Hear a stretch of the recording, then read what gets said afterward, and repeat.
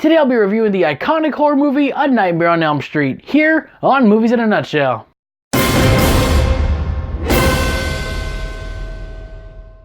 Hello everyone and welcome to Movies in a Nutshell, where we talk about movies in a quick way so you can get on with your day. I'm your incredible host, Detective Artemis, and before we go on, you hit that thumbs up button because I know it, you know it, Remake Freddy knows it. You really want to like this. Please, today our movie will be A Nightmare on Elm Street. In this video, we'll be talking about spoilers, so if you haven't seen A Nightmare on Elm Street yet, what the hell is wrong with you? Seriously, that's all I gotta say. Written and directed by Wes Craven, it brings us a story of a group of 4 teenagers, one of them being Johnny Depp in his first movie. Jeez, I almost didn't recognize him without his 200 goddamn bracelets, who are being terrorized by a burnt man with a fedora and a claw glove in their dreams. Pretty interesting. The idea came from actual cases from Asian refugees who mysteriously died in their sleep. One of those cases documented one of the victims saying something along the lines of, "I can't go back to sleep. If I do, he'll kill me." Now again, that's not exactly verbatim, but that's pretty much what he said. And that's what really sold Wes Craven on making this movie. He's like, I gotta turn this shit into a horror movie right now. P.S. To those mystery cases, it has now been concluded they were killed by a rare thing called Asian death syndrome. Look it up. The movie starts off with a nightmare scene involving a girl named Tina, who I thought was the main character. Yes, I know Nancy is the main character of this movie and pretty much the whole series, but if you look at it with 1984 eyes, the movie made it seem like Tina was the main character. I mean, the movie does start off with her, and then the group of friends go to her house to sleep over to protect her from her dreams. There is a lot of focus on her until she is killed. The movie did the old switcheroo. It reminds me of another famous horror movie, though I may be wrong. I'm not a very good detective. After Tina dies in a very awesome scene, her boyfriend is tagged as the murder suspect because, I mean, no one's gonna believe what he saw, which was Freddy just slicing the crap out of her. And then when she was dead, he was gone, and then her boyfriend left. He's like, fuck this, I'm out. So it is up to Nancy to prove to everyone that the man they've all been dreaming about is out to kill them, and obviously to get her friend out of jail. But why is he after him? It was eventually revealed through Nancy's mom that Fred Krueger was a child killer. And after the cops took him in, his case went to a mistrial and was set free. So the neighborhood parents took matters into their own hands and burned Freddy's ass alive. He then swore revenge on their kids, and well, here we are. The obvious theme of this movie is the sins of our fathers. And Dad, if you did something that I don't know about yet, you should let me know. Via like an email or something, a text. Is there a bunker I can go into?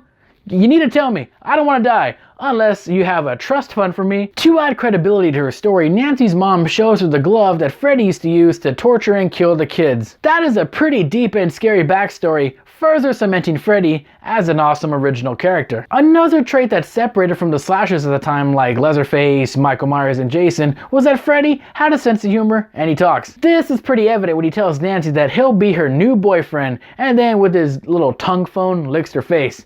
That was pretty funny and kind of weird. I love a lot of the shots in this movie, especially the one where Nancy's in the bathtub and you see Freddy's claw stick up from the water. Iconic, scary, and perverse. The use of rotating rooms in this movie for the kills was very effective. You know, like in Glenn and Tina's death, that shit was fucking twisted. You know it, man. You know it. Here it comes.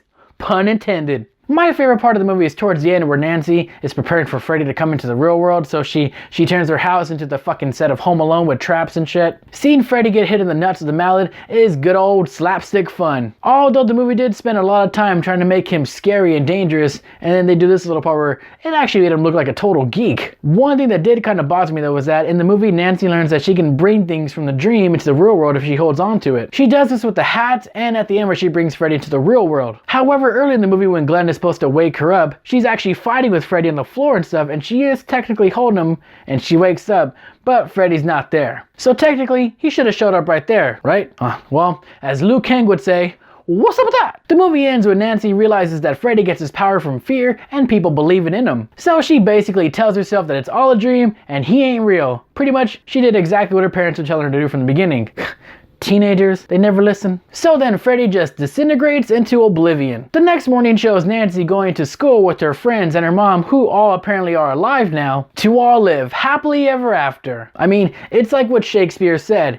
It was all a dream. I used to read Word Up magazine. Or was it? As they are leaving to school, the car gets possessed by Freddy, and then he pulls Nancy's mom through the little door window, which pretty much leaves a shock ending, just like at the end of Friday the 13th when Jason pulls Alice into the lake. That was in at the time. Now the scene looked pretty cool, but it also kind of didn't make sense at the same time. Obviously it was a nightmare disguised as a dream, but when was she dreaming? And for how long? Does everyone die at the end? Now the lines of dreams and reality were a little blurred, and that's probably what they were going for, but don't give me that Christopher Nolan shit. It was a little confusing. Again, I'm not a very good detective. The sequels established that Nancy was the only one who survived, but you also have to look at this movie as a standalone as well. The reason for the confusion was a clash of ideas. Wes Craven originally wanted the movie to end with a happy ending, and it was all a dream from the beginning. But producer Robert Shea wanted the movie to end with a nightmare, leaving room for sequels, because producer, you gotta make that money come in. Now Wes apparently hated the idea, but he felt like he owed Robert because he hustled his ass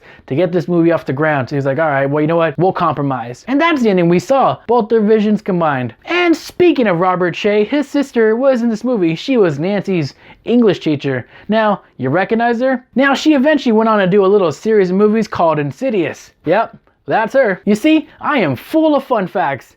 And whiskey. Now it's time to rate the movie, so let's take a look at the rating system, starting with the best from the left. We have awesome must-watch, damn fine movie, good dumb fun, watch on your board, and avoid at all costs. To me, this movie at the time has an original character and an original story. It did have some humor, but it knew it couldn't cross the line into horror or comedy. So it was scary and gory majority of the time. It had a great build of tension and left you wanting to see more of Freddy, because in this movie, he had less than 7 minutes of screen time. And after nearly 40 years, this movie still holds up. Now, even though I prefer Jason, Freddy does deserve a ton of respect as a horror icon. Bitch. So I hereby declare A Nightmare on Elm Street, you already know, an awesome must-watch, that's right.